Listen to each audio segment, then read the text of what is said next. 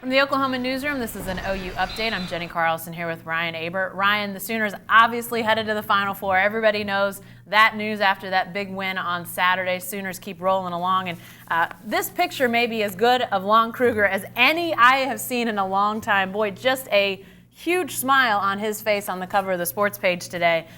Really, how much he's having fun with this group. But the Sooners, when you think about where they've come under Lon Kruger, remarkable comes to mind. I don't even know if that is a fitting enough description for how far they've come under him. No doubt about it, and it's in every phase of the program. It's the way they relate to the community, the way they perform on the court, the way they recruit.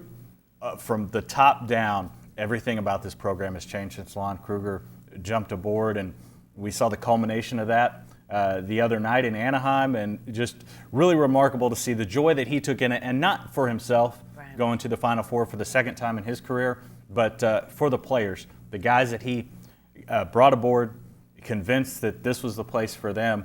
He was extremely happy for those guys to be able to experience that moment. When you talk about those guys, and you obviously have to look at whether you want to call them the Core Four, the Four Horsemen, or whatever nickname they have, but essentially 3 of those 4 guys coming in at the same time, Woodard coming on the heels of Spangler, Heald, and Cousins.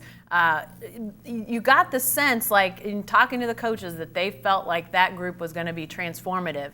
And yet, you still have to point back to Kruger. They saw some things, but then they developed things. That cannot be lost on people when they think about Lon Kruger's involvement in this whole thing. Yeah, no doubt about it. Let's remember when Buddy Hield got here, he was a slasher and scorer, became a three-point shooter, and then they put the slashing and scoring back into his game this year, and that's completely changed what this team looks like offensively. Jordan Woodard got here as a pass-first point guard. They moved him off the point this year. Became one of the best three-point shooters in the country. Struggled a little bit the last month of the season, but has come on really strong in the NCAA tournament.